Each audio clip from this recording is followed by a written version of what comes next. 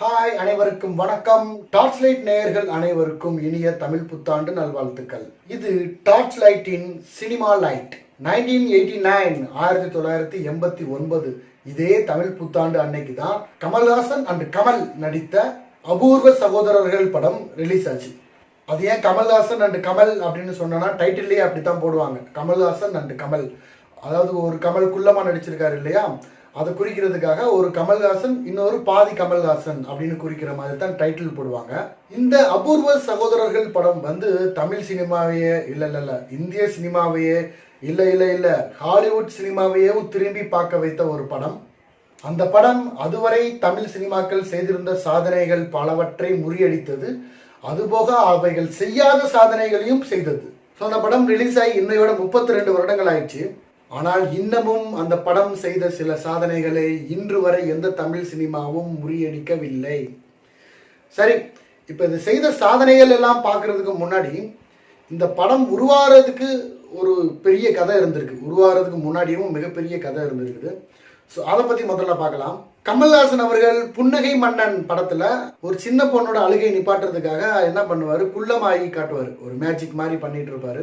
So அந்த ஒரு சீனில் மட்டும் அவர் வந்து குள்ளமாகி காட்டுவார், குள்ளமாக ஆகிற மாதிரி காட்டுவாங்க. கமல்ஹாசன் அவர்களுக்கு அப்போ இருந்து ஒரு ஐடியா தோணி இருக்குது. அதாவது இந்த ஏன் ஒரு முழு நீள படமாகவே ஒரு குள்ளமான ஒரு கேரக்டரை வச்சு நம்ம பண்ணக்கூடாது அப்படின்னு சொல்லி தோணி இருக்குது. இது ஏன் அவருக்கு அப்படி தோணுச்சு அப்படின்றதுக்கும் ஒரு மேட்டர் இருக்குது. அதை நான் அந்த வீடியோ எண்டில் சொல்கிறேன். ஸோ இவருக்கு இந்த தோணின ஐடியாவை போய் அவரோட குருநாதர் பாலச்சந்தர் கிட்ட சொல்லியிருக்காரு. நம்ம புன்னகை மன்னன் படத்தில் ஒரு சின்ன ஒரு சீன் பண்ணோம் இல்லையா, நான் குள்ளமாக வந்தேன் இல்லையா, நம்ம ஏன் அது மாதிரியே ஒரு முழு நீள படமான குள்ளமாக வந்து நடிக்கக்கூடாது, அப்படி ஒரு படம் எடுக்கலாம்னு எனக்கு தோணுது அப்படின்னு சொல்லியிருக்காரு. அதுக்கு பாலச்சந்தர் அவர்கள், உனக்கு ஏன் இப்படியெல்லாம் தோணுது, அதெல்லாம் நடக்காத காரியம், தேவையில்லாமல் தான் யோசிக்காத, போய் வேற வேலையை பாரு அப்படின்னு சொல்லியிருக்காரு அவர். ஸோ கமல்ஹாசன் அவர்கள் லைட்டாக அப்செட் ஆகிட்டாரு. என்ன நம்ம குருநாதரையும் அவர் என்ன சொல்லியிருக்காருன்னா, அந்த மாதிரி படம் பண்ணால் அதோட சிரமங்கள் ஜாஸ்தியாக இருக்கும், நம்மளோட இருக்க தொழில்நுட்பத்தை வச்சுட்டு நம்ம பண்ணுறது கஷ்டம், ஸோ அதனால் அது முடியாமல் காரியமாயிடும், பெரிய உனக்கு நஷ்டமாயிடும் அப்படின்றதுக்காக அவர் அப்படி சொல்லியிருக்காரு. கமல்ஹாசன் அவர்களுக்கு ஆனால் அந்த ஐடியா விடுறதுக்கு மாதிரி இல்லை, அவர் எப்படியாவது பண்ணணும் அப்படின்னு சொல்லி யோசிச்சுட்டே இருக்காரு. அவர் என்ன ஒரு முடிவுக்கு வந்துடுறாரு அப்படின்னா, நம்ம குருநாதரே சொல்லிட்டாரு, ஸோ இனிமேல் வந்து எந்த தயாரிப்பாளரும் அதுக்கு ரெடியாக இருக்க மாட்டாங்க, அவங்களும் யோசிப்பாங்க. பாலச்சந்தர் அவர்களே யோசிக்கும் போது மற்றவங்க எவ்வளோ யோசிப்பாங்க, படம் நஷ்டமாயிடக்கூடாது, படம் நல்லா வருமா அப்படின்னு பல யோசனை யோசிப்பாங்க. ஸோ இதை நம்மளே எடுத்துடலாம், நம்ம ப்ரொடக்ஷன் நம்ம தயாரிப்பு நிறுவனத்தை வச்சு ஒரு ராஜ்கமல் ஃபிலிம்ஸ் வச்சு எடுத்துடலான்னு ஒரு முடிவுக்கு வராரு. ஒரு முடிவுக்கு வந்துட்டு அவர்கிட்ட, ஆனால் அதுக்கான கதை என்னன்னா வேற மாதிரி கதை தான் அவர் யோசிச்சு வச்சிருந்திருக்காரு. ஒரு சர்க்கஸ் கோமாளி, அவர் வந்து ஒரு குள்ளமான மனிதர், அவருக்குள்ளேயும் ஒரு காதல்லாம் ஏற்படுது, ஆனால் அதை யாரும் ஏற்றுக்க மாட்டேங்கிறாங்க. அவரை வந்து காதலிக்கிறதுக்கு யாரும் தயாராக இல்லை, அவர் வந்து தனிமையாகவே இருக்காரு. அதாவது அபூர்வ சகோதரர்கள் படங்கள்ல அந்த லவ் பார்ட் வரும் பார்த்தீங்களா, அந்த பார்ட் மட்டுமே தான் ஒரு முழு கதையாக அவங்ககிட்ட இருந்திருக்கு. முழுக்க முழுக்க ஒரு லவ் சப்ஜெக்டாக மட்டும்தான் யோசிச்சிருக்காங்க. அதை வந்து சிங்கீதம் ஸ்ரீனிவாச ராவ் இயக்குனர், கமல்ஹாசன் அவர்களுக்கு ரொம்ப பிடிச்ச இயக்குனர், அவர் நிறைய ஹிட் படங்கள் கொடுத்துருக்காரு. ஸோ அவர்கிட்ட போய் சொல்கிறாரு. அவரும் அது சரிப்பட்டு வருமா அப்படின்னு சொல்லி யோசிச்சு பார்க்குறாங்க. அவரும் ஒரு ஐடியா சொல்கிறாரு, வெறும் குள்ளமான கமலை மட்டும் காட்டணுன்னா நம்மளுக்கு ஒர்க் அவுட் ஆகாது, நம்ம என்ன பண்ணலாம், வேணா ஒரு மசாலாக்காக ஒரு ஃபைட் சீனுக்காக நம்ம உயரமான கமல் ஒன்றையும் காட்டிக்குவோம் அப்படின்னு சொல்லிட்டு அவங்க ஒரு மாதிரி ஒரு ஐடியா பண்ணி உருவாக்குறாங்க. ஒரு பாதி படம் ஷூட் பண்ணிட்டாங்க. அதுக்கப்புறம் அவங்க எடுத்து வச்சதை கமல்ஹாசன் அவர்களுக்கு போட்டு பார்க்கும்போது திருப்தியே இல்லை. எடுத்து வச்ச பாதி படத்தை போடும்போது திருப்தியே இல்லை. அவருக்கு வந்து என்னடா அது, நம்ம நினச்ச மாதிரி வரலையே, அவர் எதிர்பார்த்தது வேற மாதிரி இருந்திருக்கு, அது மாதிரி ரிசல்ட் வரலையே அப்படின்னு சொல்லி ஒரு அதிருப்தியில் இருந்திருக்காரு. குள்ள மனிதராக ஆக்ட் பண்ணுறதுக்காக கமல்ஹாசன் அவர்கள் வந்து கிட்டத்தட்ட ஒரு வருடம் வந்து ரிசர்ச் பண்ணியிருக்காரு. சயின்டிஸ்டுகளெல்லாம் கூப்பிட்டு வச்சு பேசி, அவங்க மூலமாக வந்து வெளிநாட்டில் இதுக்கு முன்னாடி குள்ளமாக வச்சு படம் எடுத்திருப்பாங்க இல்லையா ஹாலிவுட்டில், அந்த டெக்னீஷியன்கிட்ட எல்லாம் ஒரு டிஸ்கஸ் பண்ணி அவங்களோட ஆலோசனைகளையும் கேட்டிருக்காரு. அவங்க என்ன பதில் சொல்லியிருக்காங்க அங்கேருந்து அப்படின்னா, இந்த மாதிரி படங்கள் எடுத்து ஹாலிவுட்லேயே ஒன்றும் போகலை சிறப்பாக, எல்லாமே ஃப்ளாப் ஆன மாதிரி தான் இருக்குது இந்த மாதிரி குள்ள மனிதரை ஹீரோவாக்கி எடுக்கிற படம். ஸோ அதை ட்ரை பண்ணாதீங்க, நீங்களும் ட்ராப் பண்ணிவிடுங்க அப்படின்னு சொல்லி சொல்கிறாங்க. பாலச்சந்தர்லேருந்து எல்லாருமே அவர் எங்கே போனாலும் அவருக்கு என்ன சொல்கிறாங்கன்னா, பேசாமல் ட்ராப் பண்ணிவிடுங்க, அதான் உங்களுக்கு நல்லது அப்படின்னே சொல்கிறாங்க.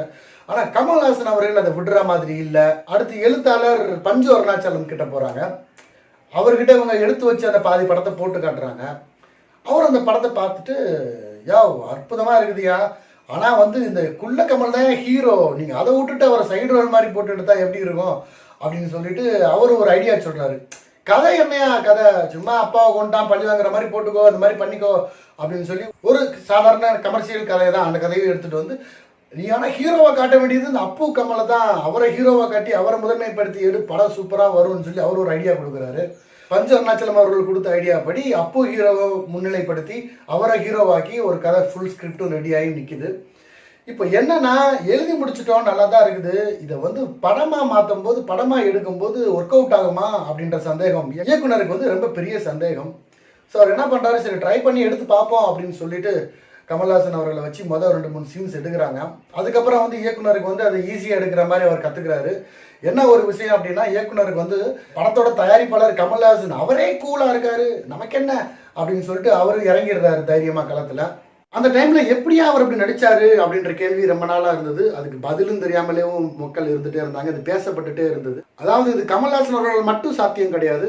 அவர் போடுற காஸ்டியூம் டிசைன் பண்றதுல இருந்து, ஏன்னா அந்த காஸ்டியூம் கூட அவர் குள்ளமா காட்டணும், கேமரா வைக்கிற ஆங்கிள் இருந்து அது பி.சி. ஸ்ரீராம் அவர்கள் சூப்பரா பண்ணியிருப்பாரு. அந்த மாதிரி ஒவ்வொரு சீன்லையும் கூட இருக்க கேரக்டர் எந்த இடத்துல நிக்கணும், இவர் எங்க நிக்கணும், இந்த மாதிரி அந்த படமே ஒரு ரிசர்ச் பண்ணி பண்ண மாதிரி தான். அந்த படமே ஒரு சயின்ஸ் சப்ஜெக்ட் படிக்கிற மாதிரி தான் அவங்களுக்கு இருந்திருக்குது. ஸோ அந்த அளவுக்கு மெனக்கட்டு அவங்க எடுத்து முடிச்சுட்டாங்க படத்தை வெற்றிகரமாக. இசைஞானி இளையராஜாவோட இசை வந்து படத்துக்கு இன்னொரு பெரிய பலம். இதை விட முக்கியமாக நான் சொல்லியே ஆகணும், நம்ம கிரேசி மோகனோட வசனம்.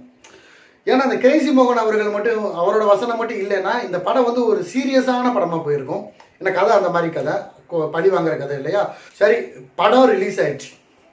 அதாவது அந்த காலத்துல எல்லாம் படம் 50 நாள் ஓடிச்சு, 100 நாள் ஓடிச்சு. இப்போ அப்படி கிடையாது, சாத்தியமே கிடையாது. ஏன்னா இப்போ வந்து ஓப்பன் பண்ணி ஒரு வாரத்தில் எவ்வளோ கலெக்ஷன் பண்ணுது அப்படின்றத அந்த படத்தோட வெற்றியாக கருதப்படுது.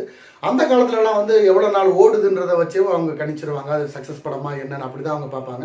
ஒரு படம் வந்து 100 நாள் ஓடுது, 50 நாள் ஓடுது, 100 நாள் ஓடுது அப்படின்னா ரிலீஸ் பண்ண எல்லா தேட்டர்லையும் ஓடாது, அதுக்கு வாய்ப்பே கிடையாது. சில தேட்டரில் 2 வாரம் ஓடும், சில தேட்டரில் 3 வாரம் 4 வாரம்னு ஓடும், சில தேட்டரில் 50 நாள் கிடக்கும், சில தேட்டரில் தான் 100 நாள் கிடக்கும். ஸோ அந்த சில தேட்டர்கள் இருக்குது பார்த்தீங்களா, அதை வச்சு மட்டும் தான் அவங்க சொல்லுவாங்க இது 50 நாள் ஓடின படம், 100 நாள் ஓடின படம், 150 நாள் ஓடின படம், அந்த மாதிரி சொல்லுவாங்க. ஆனால் அபூர்வ சகோதரர்கள் அதிக தேட்டர் ரிலீஸ் பண்ணப்பட்டது. அந்த காலகட்டத்தில் ரிலீஸ் பண்ண எல்லா தேட்டர்லையுமே 50 டேஸை கிராஸ் பண்ணுது. இது இதுவரைக்கும் எந்த தமிழ் சினிமாவும் செய்யாத ரெக்கார்ட் நம்பர் 1. அதிக தேட்டர்களில் 100 நாட்களை கடந்த படம் ரெக்கார்ட் நம்பர் 2. அதாவது நம்ம தமிழ் சினிமா வந்து இந்த மாதிரி கர்நாடகாவில் பெங்களூரில் அங்கே ஓடுறதுலாம் ஒரு தேட்டர் 2 தேட்டரில் வேணால் அவங்க ஒரு அதிகமாக ஓடும், அதிக நாட்கள் ஓடும். ஸோ பெங்களூர்லேயும் 5 தேட்டரில் வந்து இந்த படம் வந்து 100 நாட்களை கடந்து ஓடி இருக்குது. இது ரெக்கார்ட் நம்பர் 3. தமிழ்நாட்டில் மட்டும் இல்லாமல் இது ரிலீஸ் ஆன மற்ற ஸ்டேட்டுலையுமேவும் அதே மாதிரி பயங்கரமாக ஓடி இருக்குது, 100 நாட்களை கடந்து ஓடி இருக்குது. 1990 அதுக்கு அடுத்த வருஷத்தில் ஹிந்தியில் அப்பு ராஜா அப்படின்னு சொல்லி டப் பண்ணி விடுறாங்க.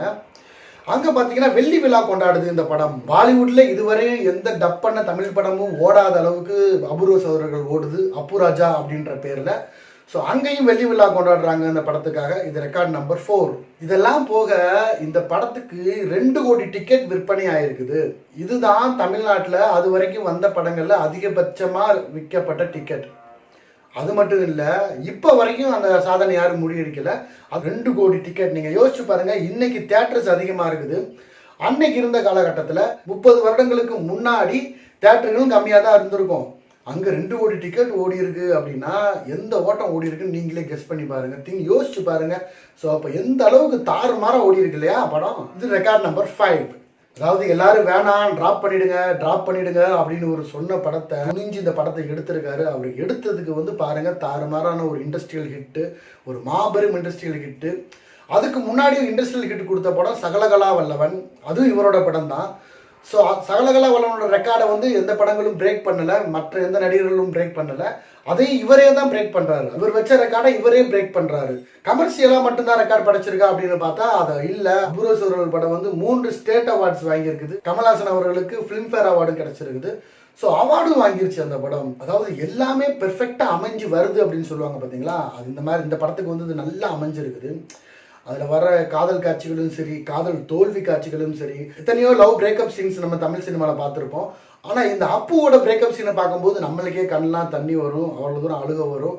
கூடவே இளையராஜா மியூசிக்கும் சேர்த்து வந்து ரொம்ப அழ வைக்கும் நம்மளை. சர்க்கஸ் முதலாளியோட பொண்ணு அவரை தான் லவ் பண்ணுதுன்னு நினச்சி ஏமாந்துருவார். அதனால கூட்டிகிட்டு போய் அவருக்கு சாட்சி கையெழுத்தை போட விட்டு கூட்டிகிட்டு வந்துடும். அப்போ எல்லாரும் அந்த சர்க்கஸ் முதலாளியை சமாதானப்படுத்திட்டு இருப்பாங்க. அப்போ வந்து ஏற்கனவே ஒரு லவ் ஃபெயிலியரில் தான் இருக்காரு, அந்த வேதனையிலே இருப்பார். அந்த டைமை பார்த்து அவங்க அம்மா ஒரு வார்த்தை தெரியாமல் சொல்லிவிடுவாங்க, என்ன அவங்க பொண்ணுன்னா நல்ல பையன் தானே கூப்பிட்டு வந்திருக்கான், இப்போ என் பையனை மாதிரி ஒரு குள்ளனை கூட்டிகிட்டு வந்தால் கூட நீங்கள் சொல்லலாம் அப்படின்னு ஒரு வார்த்தை சொல்லிவிடுவாங்க.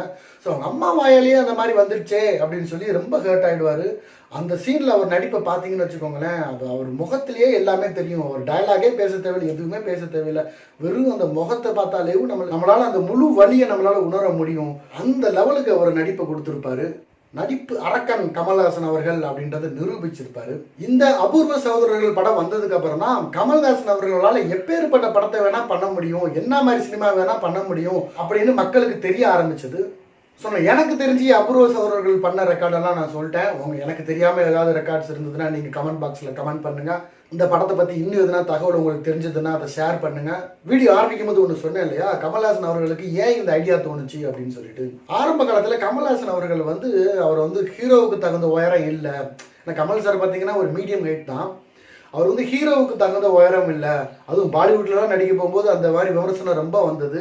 ஏன்னா அங்கேயெல்லாம் ஹைட்டான ஆளுகளால் அப்போ பெரிய ஹீரோவாக இருந்தாங்க. அமிதாப் பச்சன்லேருந்து எல்லாம் தர்மேந்திரா வரைக்கும் எல்லாமே. ஸோ அப்படி ஹைட்டான ஆளுக இருக்கும்போது இவர் குள்ளம், அவங்கள கம்பேர் பண்ணும்போது இவர் குள்ளம். ஸோ அப்படி போய் நீ எப்படி அவங்களோட போட்டி போட்டு நீ ஹீரோவாக முடியும் அப்படின்ற மாதிரி ஒரு பேட் விமர்சனம் வச்சாங்க அவர் மேலே. ஸோ இவர் இது கமல்ஹாசன் அவர்களை ரொம்ப பாதிச்சிருக்கு. என்னன்னா, அதாவது நீ என்னை குள்ளம், நான் ஹீரோவுக்கு லாய்க்கலன்னு சொன்னேன்ல, என் படத்தில் ஒரு குள்ளன் தான் ஹீரோ, அந்த கோபத்தின் வெளிப்பாடு தான் அபூர்வ சகோதரர்கள் அப்படின்னு கமல்ஹாசன் அவர்களே இதை ஒரு மேடையில் சொல்லியிருக்கிறாரு. இதுதான் அவர் அபூர்வ சகோதரர்களை எடுத்தே ஆகணும் அப்படின்னு நின்றதுக்கான காரணம். அதாவது நம்ம ஈஸியாக ஒரு கேமரா முன்னாடி நின்றுட்டு ஒரு ரிவ்யூ பண்ணுற மாதிரி பண்ணிட்டு போயிடுறோம். ஆனால் இந்த படத்தை எடுக்கிறதுக்கு அந்த மனுஷன் எவ்வளோ பாடுபட்டிருக்காரு. இதுக்காகவே வருடங்களை அவர் செலவு பண்ணியிருக்கிறாரு. அதுவும் ட்ராப் பண்ணிடுப்பா, வேண்டாம் வேண்டாம்னு சொன்ன படத்தையும் அவர் எடுத்தே ஆகணும்னு நின்று எடுத்திருக்காரு. பார்த்தீங்களா, அந்த வைராக்கியம் தாங்க. இந்த படத்தை எப்படி எடுத்தாங்கன்றதே ஒரு படமாக எடுக்கலாம் போல இருக்குதே. நன்றி, வணக்கம். மீண்டும் தமிழ் புத்தாண்டு நல்வாழ்த்துக்கள்.